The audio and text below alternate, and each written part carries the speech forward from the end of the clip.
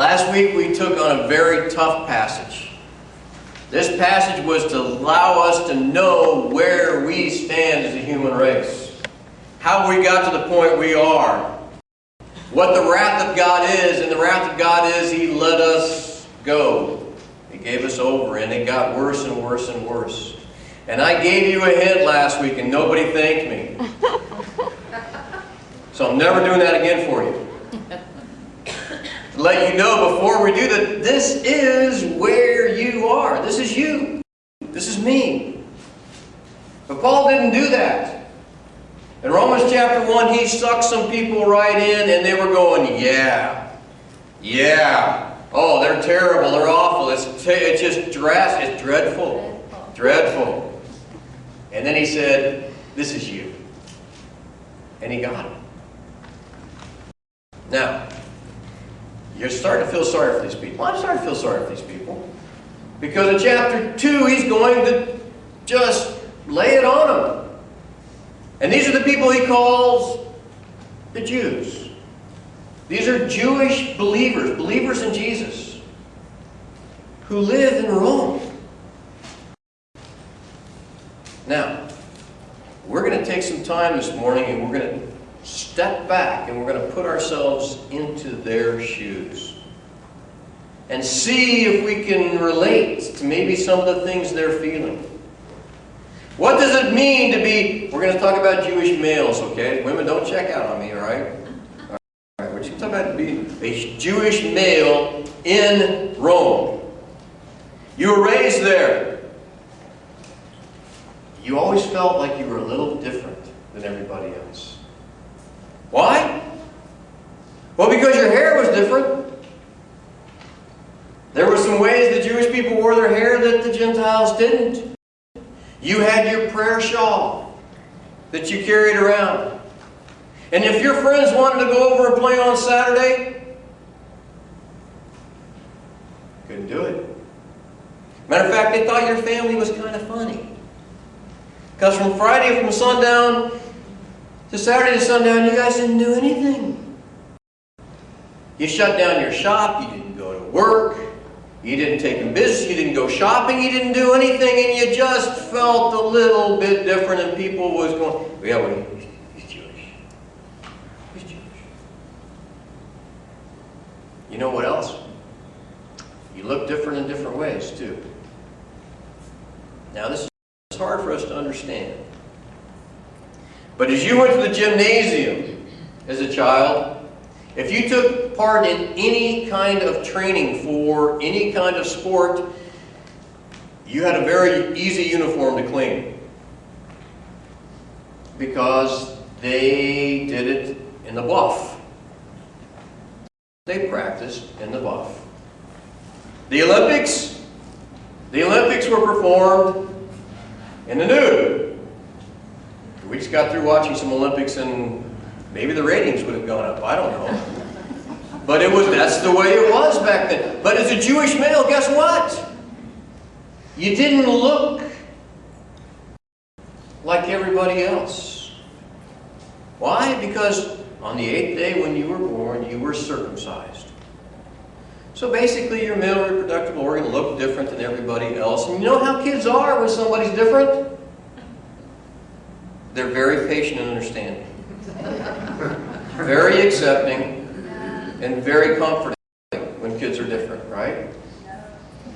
No. So, you had these strange practices. And on Saturday you went to the synagogue and you learned to read in a different language. A language that nobody uses anymore. And then, when you married, and by the way, your marriage looked different than everybody else's marriage, and you had your first child, you had to buy it back. You had to redeem it. You had to either send the money to Jerusalem or go to Jerusalem yourself and buy back that child, firstborn male. And if you could at all, you had to go to Jerusalem at least once every year. And that was no small deal. That wasn't getting a Greyhound ticket and sleeping all night on the bus. That was like months of travel. Dangerous trap. To everybody else, you looked different. And you did it for one reason. You think this is what God wants you to do. This is what He told Abraham. No, not really. But you're trying to serve the God of Abraham, Isaac, and Jacob. But this is what He told Moses to do.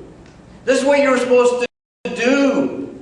These are the sacrifices you're supposed to make. And even though you didn't look like everybody else, this is what God, the Creator of all the world, wants.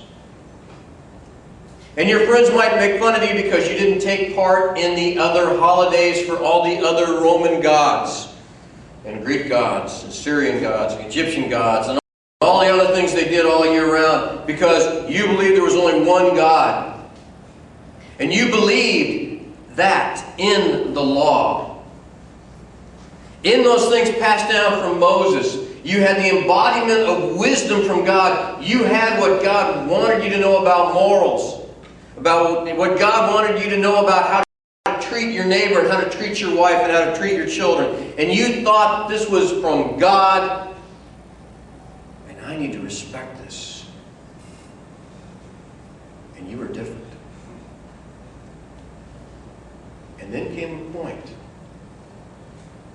when someone convinced you that this Jesus that was born in Nazareth and crucified in Jerusalem is the Messiah you've been looking for centuries. That He's the one. And you become a believer. And you are baptized into the name of this Messiah, this Jesus, and you are living in a fellowship with people who look a little different than you now. You used to go to the synagogue. The synagogue, everybody looked just like you. Practiced like you, believed like you. And now you're meeting with this group of people called Christians. And they come from all kinds of different backgrounds. Some of them are slave traders. Some of them make their money by serving the temples for what you believe is a pagan god. Some of them might have been professional bodyguards or gladiators. Some of them are slaves. And you think that this is it. Here's your chance. You get to show them how to be good, moral, Jewish people. Because that's what God wants you to do.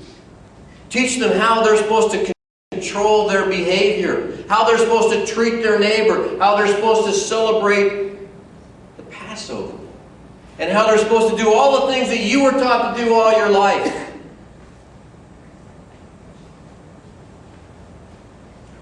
You're going to teach them how to be like you. Because all your life you lived differently because this is what you thought God wanted. Can you relate to this? A lot of us have been raised in churches, haven't we? Yeah. I remember I thought it was a big persecution for me because I didn't get to watch Walt Disney on Wednesday, Sunday nights. Because it was always on when I went to church. The only time I got to saw the Disney thing was when I faked being sick. And it was always some rerun. Just to get me. Right? And all your friends that come to school and talk about how they were skiing Sunday and you're going, that was a child's church. And then in college, one of your friends decides they want to be a Christian. And you come in and you say, oh, okay. Now I can help you be like me. You ever felt that way? Have you ever felt like somebody ought to come off the street and be like us? Come in here and be like us. Oh, we will accept you. You will feel safe here. You will feel, as long as you're like us.